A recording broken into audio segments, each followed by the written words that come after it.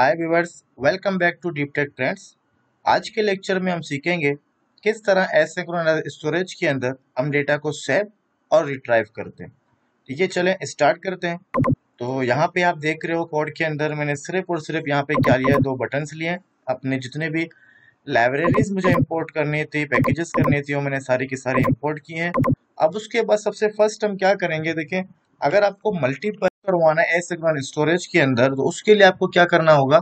उसके लिए आपको यहाँ पे सबसे फर्स्ट एक वेरिएबल बनाना होगा या एरे बनाना होगा जेसन फॉर्मेट के अंदर। ठीक है, तो सबसे पहले हम क्या करेंगे, हम एक एरे लेंगे और इस एरे के अंदर हम क्या करेंगे, की और वैल्यू की मदद से हम मल्टीपल रिकॉर्ड्स यहाँ पे इंसर्ट करवाएंगे। ठीक है, फॉर एग्जांपल यहाँ पे हमने लिखा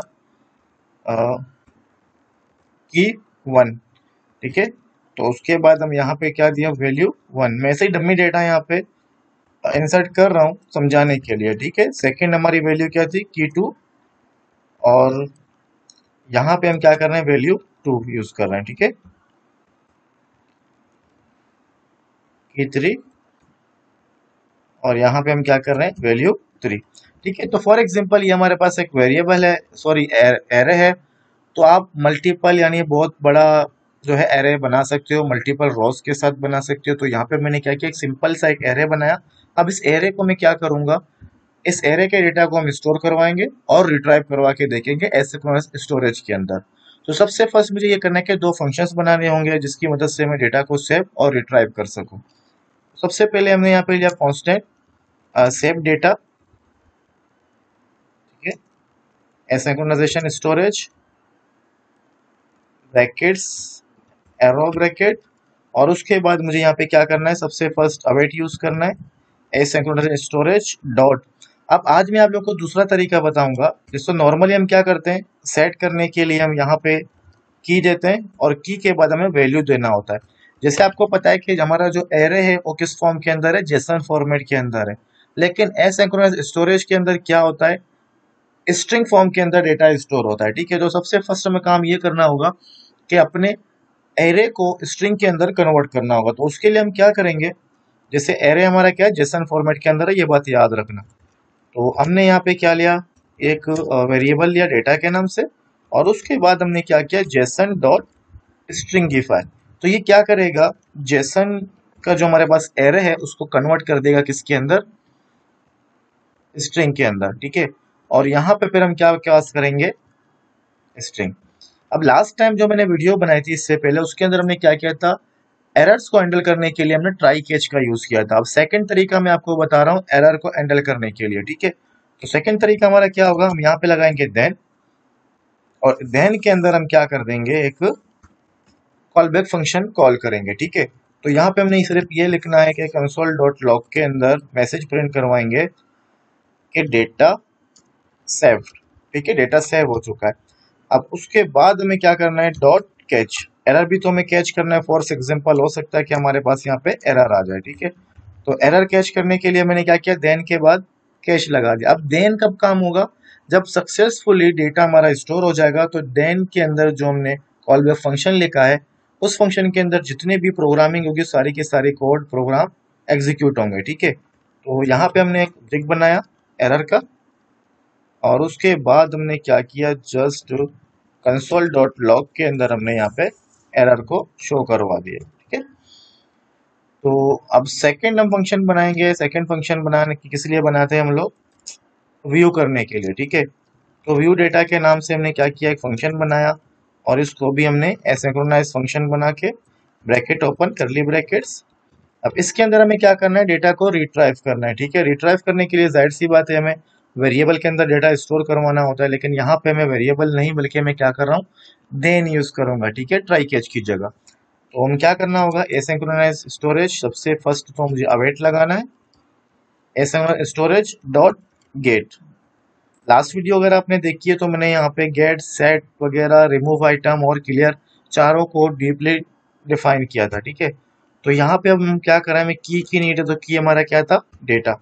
उसके बाद हमने क्या लिखा, देन, और देन के अंदर हमने क्या करेंगे, कॉल बैक फंक्शन लिखेंगे। ठीक है, अच्छा, अब देन के अंदर अब यहाँ पे मैं क्या ले रहा हूँ, ऑब्जेक्ट ले रहा हूँ, जो भी डेटा हमारा रिटर्न होगा एसिंक्रोनस स्टोरेज के अंदर वो इस ऑब्जेक्ट या उस वेरिएबल के अंदर स्टोर हो जाएगा। For example gate data. ठीक है, अब हम क्या करेंगे, कंडीशन लगाएंगे कि चेक करने के लिए कि हमारा जो डेटा है कहीं ब्लैंक तो नहीं है। अगर ये नल नहीं है, ठीक है, और एल्स भी हम लगा देते हैं। अगर नल नहीं होगा, नल होगा तो इसका मतलब ये होगा कि हम एल्स में आएंगे। तो एल्स में हम क्या करेंगे, नो डेटा फाउंड। ठीक है, कोई डेटा फाउंड नहीं हुआ। कंडीशन अगर ट्रू होगा तो उसका मतलब कि हमारे गेट के अंदर डेटा है। अब एक बात याद रखना, हमने क्या किया था, जेसन एरे को हमने कन्वर्ट किया था स्ट्रिंग के अंदर। तो अब इसके अंदर हमें क्या करना पड़ेगा, स्ट्रिंग से हमें जेसन के अंदर कन्वर्ट करना पड़ेगा। तो उसके लिए हम क्या करते हैं, हमने यहाँ पे एक वेरिएबल लिया, ठीक है, पार्स डेटा के नाम से इज इक्वल टू, फिर हम क्या करें, जेसन डॉट पार्स। ठीक है, अब इसके अंदर मुझे क्या करना पड़ेगा, गेट डेटा वाला वेरिएबल जो मैंने यहाँ देन के अंदर लिखा था। ठीक है, तो अब इससे क्या हो गया, डेटा हमारे पास आ गया। अब इस डेटा को हम क्या करेंगे, यहाँ पे प्रिंट करवाएंगे। ठीक है, फॉर एग्जाम्पल जस्ट मैं यहाँ पे पार्स डेटा को प्रिंट करवा रहा हूँ और कुछ भी नहीं कर रहा। तो यहाँ पे हमें क्या लगाना है, कैच लगाना है। अगर फॉर एग्जाम्पल कोई एरर आ जाता है तो यहाँ पे भी हम एरो फंक्शन खोलेंगे, कंसोल डॉट लॉग, और यहाँ पे मैं एरर लिख रहा हूँ। ठीक है, अब ये एरर कहाँ से आएगा, यहाँ से। जो भी एरर आ रहा है उस एरर को ये प्रिंट करवेगा।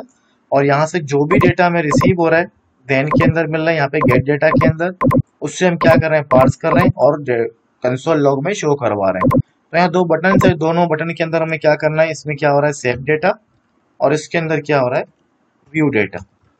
ठीक है, तो अब हम यहाँ पे आके अपने प्रोग्राम को रन करेंगे। तो जब भी हम क्या करेंगे, डेटा को सेव करेंगे तो हमारे पास मैसेज आएगा कि डेटा सेव हो चुका है। और जब कभी हम रिट्राइव यानी व्यू करेंगे तो व्यू करने के टाइम पे हमारे पास क्या होगा, व्यू करने के टाइम पे जो भी डेटा हमने सेव करवाया था वो डेटा रिट्राइव होके कंसोल में प्रिंट हो जाएगा। ठीक है, तो इस तरह से हमने यह आज के लेक्चर के अंदर क्या सीखा कि एसिंक्रोनाइज स्टोरेज के अंदर अगर हमें मल्टी की वैल्यूज डेटा स्टोर करवाना हो तो हम किस तरह से करते हैं, और डेटा को रीड करना हो तो हम किस तरह से करते हैं। आपने जब डेटा रीड किया एरे फॉर्मेट के अंदर, जेसन एरे फॉर्मेट के अंदर, तो उसके बाद आप नॉर्मल लिस्ट या फ्लैट लिस्ट यूज करके डेटा को रिट्राइव कर सकते हो। थोड़ा सा वेट करना हमें पड़ेगा, वेट करेंगे जब तक हमारा प्रोग्राम जो है रन नहीं हो जाता। रन होने के बाद हम टेस्ट करेंगे अपने प्रोग्राम को कि सक्सेसफुली एग्जीक्यूट हो गया या कोई एरर आ रहा है इसके अंदर। ठीक है, तो ये हमारा एमुलेटर है, हमारा प्रोग्राम अभी क्या हो रहा है, रन हो रहा है। ठीक है,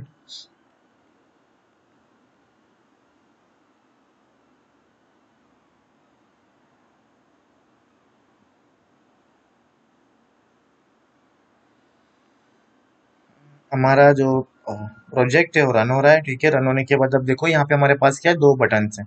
एक है सेव डेटा, सेकंड कौन सा है, रिट्राइव डेटा। सेव डेटा के ऊपर जब क्लिक करेंगे तो यहाँ पे देखो हमारे पास मैसेज क्या आ रहा है, सेव डेटा। अब हमें क्या करना है, डेटा को रीड करना है। तो उसके लिए मैं क्या करूंगा, रिट्राइव डेटा वाले बटन के ऊपर जैसे हम क्लिक करेंगे तो यहाँ पे देखो हमारा डेटा जेसन फॉर्मेट के अंदर आ चुका है। आई होप आप लोगों को ये वीडियो समझ में आ गई होगी। कमेंट और शेयर लाजमी करना।